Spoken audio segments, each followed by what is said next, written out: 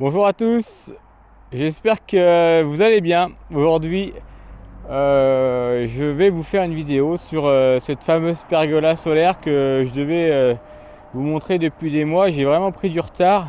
Le principe, une pergola, donc je l'ai fait en acier. Je lui ai mis des panneaux solaires photovoltaïques dessus.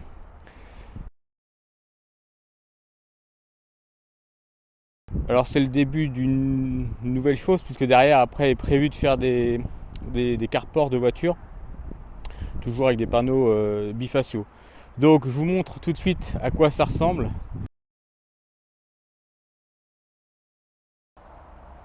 Alors sous cet angle là on voit différentes pièces métalliques qui ont été fabriquées.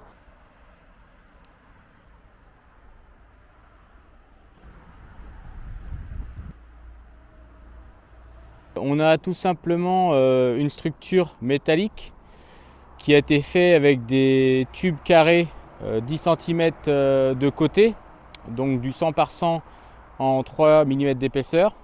Donc on a quelque chose de durable dans le temps. Et ensuite, il a fallu poser les panneaux solaires. Alors ce côté-là, il a un côté un petit peu légèrement bleuté. On le voit ici, ça dépend où on se situe. Et là, on a un côté noir.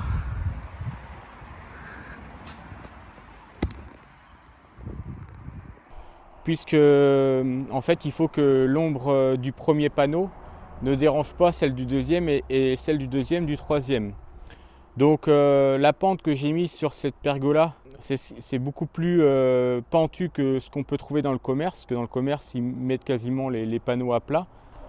Je vous mettrai les détails de la vidéo de comment ça a été plié. Donc là, un angle de 45, je mets cette pièce là, et je sais que ça va m'amener pile poil un angle de 45. Voilà, donc là, on a notre premier angle. Pareil, on se met ici, on est bien. Toc, là il est serré. Donc là j'enlève ma pige et on le serre à fond. Simplement une pièce qui va donner l'inclinaison du panneau solaire, tout simplement. Et cette pièce-là a été rajoutée après. C'est-à-dire qu'on peut totalement démonter les panneaux solaires interchangeables. On peut mettre des panneaux plus grands, plus petits.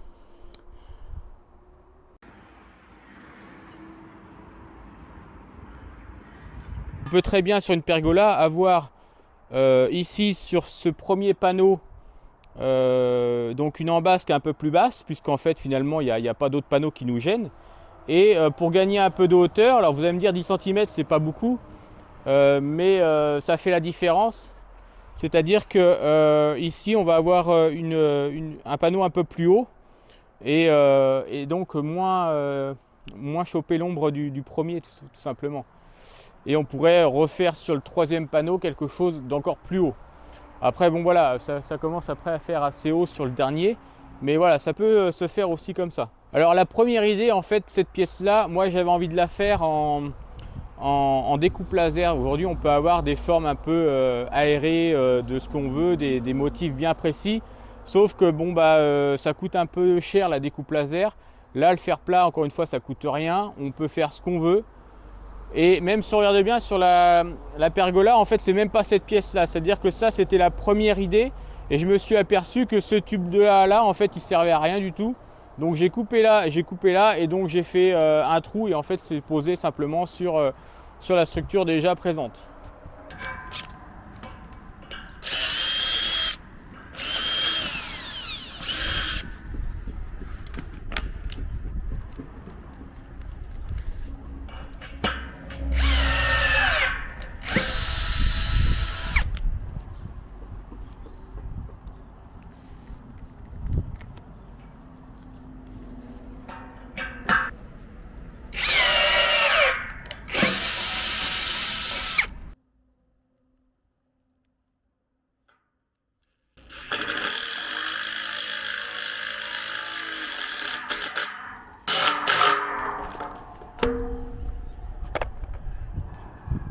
Donc ça c'est une pièce maîtresse.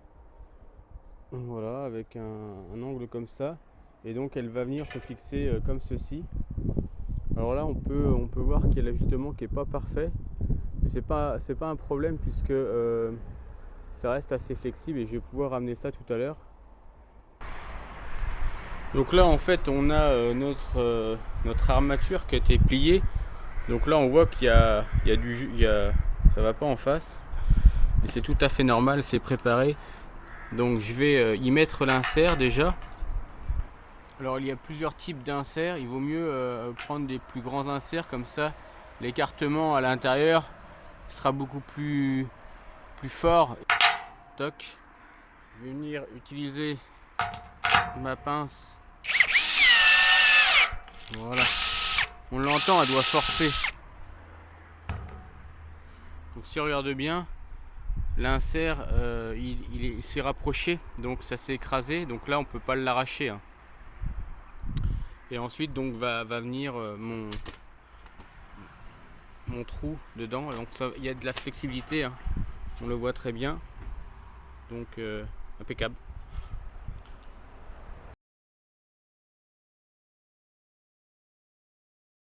Aujourd'hui d'avoir une pergola très moderne de 10 ou 20 mètres carrés, ça coûte assez cher et finalement bon, elle est bioclimatique, peut-être qu'elle est en chalot, mais finalement elle coûte cher pour ce qu'elle apporte. Donc moi ma première idée c'était de mettre des panneaux photovoltaïques sur une pergola. Alors si on achète une pergola en alu et qu'on cherche à mettre des panneaux solaires dessus, c'est faisable. Par contre il faut taper dans le haut de gamme, puisque sinon vous risquez d'avoir une pergola qui se plie en deux, puisque les sections souvent elles sont faites d'aluminium, et souvent pour faciliter le transport, ceux qui conçoivent la pergola font des bouts de 3 mètres. Donc avec des jonctions etc. où donc ça fléchit. Donc là si on regarde bien la pergola elle fait 4 mètres sur 6. Donc ça fait 24 mètres carrés au total. Ensuite, l'acier est quand même plus résistant, ça coûte moins cher que de l'alu. Et surtout, il ne faut pas oublier, on a à peu près 22 kg par panneau, plus après les rails en alu et les structures. Donc on a à peu près 300 kg de matériel. Donc il fallait prévoir quelque chose d'assez solide. Donc voilà un modèle. Donc tout simplement là j'ai un tube de 90 mm sur 90 avec une épaisseur de 3 mm. Dans celui-ci vient être soudé sur un tube de 10. En fait il va jusque là. Et en fait on l'emboîte par emmanchement. Alors j'ai une pièce qui justement n'est pas peinte. D'ailleurs sur cette même pièce on retrouve le même système avec un tube un peu plus petit, puisque là c'est un renfort au milieu.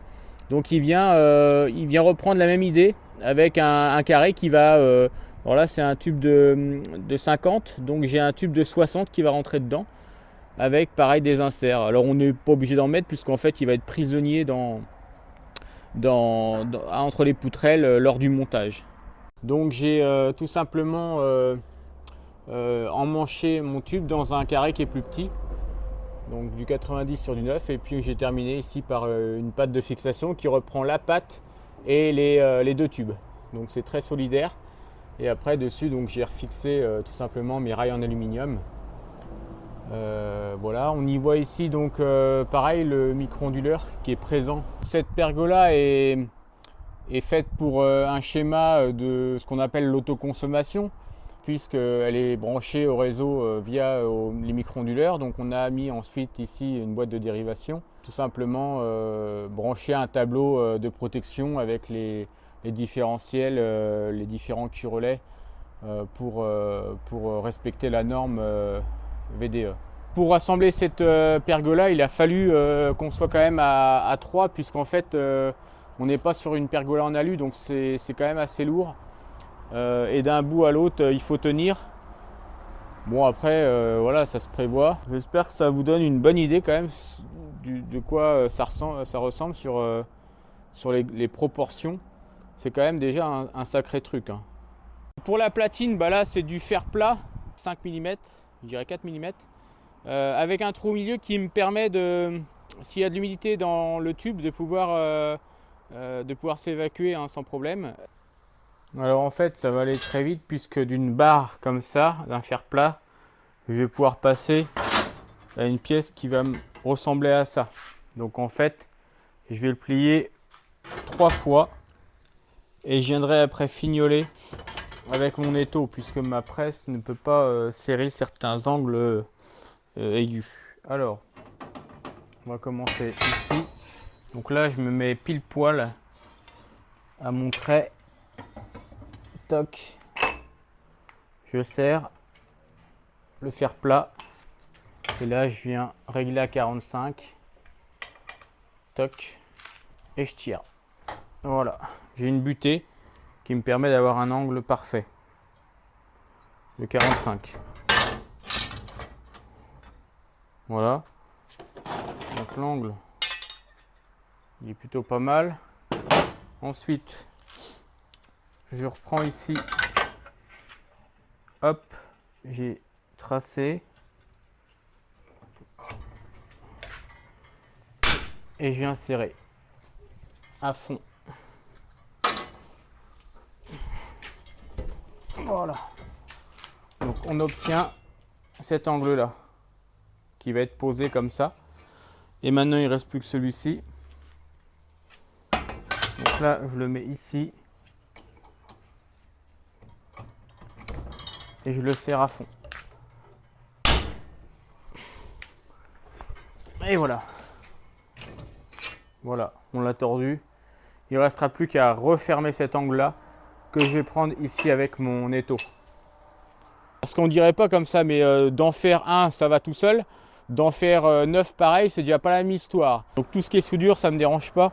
C'est quelque chose que j'aime bien faire et qui permet en fait de créer et de refaire n'importe quoi. Donc dans cette vidéo, le but, moi, c'est que vous refassiez le principe pour ceux qui savent souder, pour ceux qui ont le courage de le faire. En tout cas, vous allez voir, c'est plutôt sympa à faire, à reproduire. Et ici, donc, j'ai mis un chapeau qui permet de recouvrir mon tube. Et après, ici, vient reprendre l'équerre. Donc, on le voit ici, une fois qu'il est posé, on a donc cette patte qui vient se poser simplement sur notre tube carré. Donc, on perce et on vient mettre l'insert et ensuite on vient mettre le boulon à M8. Pareil ici. Donc en fait finalement la pièce qui était prévue à la base, de là à là, le morceau de ferraille, il sert à rien du tout. Et donc ça lui donne un petit côté épuré. Pour les extrémités, j'ai mis des tubes. Alors c'est des tubes spécifiques que j'ai là pour mes rails. Donc en fait j'ai mis donc quelque chose pour pas que les insectes et puis que ça fasse plus propre. Et ici donc j'ai mis mes clames de fixation pour tenir mes panneaux. Voilà.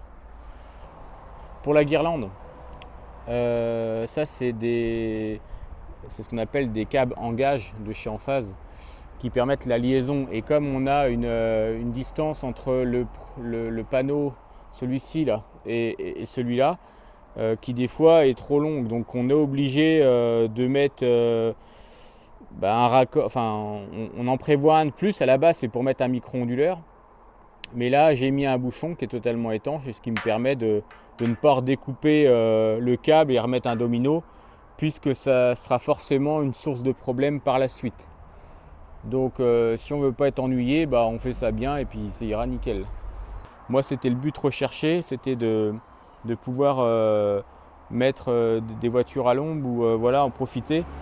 Puisqu'on peut aussi, par exemple, alors là je ne vais pas l'idée tout de suite, mais on peut faire une récupération d'eau de cette pergola en faisant des mini gouttières sur mesure avec des plieuses, pareil en produits laqués, tout prêt à l'emploi, par pliage, et on peut récupérer de l'eau si on le souhaite. Alors on n'aura pas des gros rendements, mais c'est toujours plus agréable que de se retrouver en dessous d'un panneau quand tu tombes de l'eau et que ça dégouline finalement. Alors cette pergola a très peu de prise au vent puisqu'elle est suffisamment aérée. Alors en termes de puissance, on a 410 watts par panneau, donc 4 x 9, 36. 4000 kWh à l'année, ce qui est plutôt assez confortable. Alors on pourrait se poser la question pourquoi il y a des espaces entre chaque panneau. Alors il faut savoir que rien que cette pergola nous apporte plus d'ombre dans la maison, même avec des espaces ouverts comme ça. Donc je n'ose même pas imaginer si on avait mis la totalité des panneaux. Pour moi, je trouve que d'avoir de la lumière dans la maison, c'est vraiment important. Donc je ne regrette pas du tout d'avoir laissé de l'espace entre chaque panneau, ce qui me permet de faire quelque chose qui va ombrager l'été, mais laisser s'échapper l'air sans aucun problème. Alors après, bon, aujourd'hui c'est comme ça. Si j'ai d'autres panneaux plus grands, plus larges, je peux m'arranger aussi à les poser dessus. On peut très bien imaginer aucun espace entre les deux panneaux ici par exemple. On aurait pu aussi faire une pergola tout simplement avec deux pieds différents de chaque bout, avec une hauteur plus importante à l'extrémité, et de faire une seule pente. On en mettrait beaucoup plus, mais après on n'a pas le même design. Et pour avoir à peu près autant de panneaux, enfin même un peu plus, il faudrait qu'on monte à des hauteurs au moins de plus de 4 mètres pour avoir une pente aussi bien. Parce que si on fait une pente qui est très légère, finalement on n'aura pas trop d'intérêt à le faire comme ça. Donc il faut savoir que bon, à la base, c'est un panneau solaire, il sera forcément mieux sur un suiveur, sur un toit si on n'a pas le choix. Mais en tout cas, bon, sur la pergola, ça permet d'avoir un aspect pergola tout en produisant un petit peu de kilowatts. Côté intérieur, donc on retrouve aussi des cellules. Le panneau n'a pas été mis à l'envers, on est bien d'accord. Et là, on le voit ici, donc on est sur un panneau de 410 watts de chez MySun. Je mettrai en descriptif ce panneau. Donc ce panneau TwigSun qui s'appelle, on a une épaisseur de cadre qui est de plus en plus petite, puisque ça fait 28 mm. Donc il faut après nous s'arranger à trouver des clames qui correspondent pour avoir une tenue maximale du panneau. Donc voilà à quoi ça ressemble. C'est plutôt sympa, je trouve. Alors ce bifacial là n'a aucun intérêt sur une toiture avec des tuiles, puisqu'en fait il n'y a pas de réverbération. Dans l'idéal, là ce serait de mettre un carrelage bien blanc ou des cailloux. Enfin il y a plusieurs réfléchissants possibles. Mais voilà, j'ai trouvé important de mettre du bifacial sur ce genre de pergola. Bon voilà, la vidéo se termine. J'espère que beaucoup vont reproduire encore une fois. Merci à tous les nouveaux abonnés. Vous êtes maintenant 12 000, ça fait vraiment plaisir. En plus, il n'y a pas trop de mauvais commentaires. Alors je ne sais même pas si on m'entend ici, mais en tout cas, voilà, 4000 kW à l'année avec cette fameuse pergola photovoltaïque. Je vous dis à très bientôt dans une prochaine vidéo. Salut!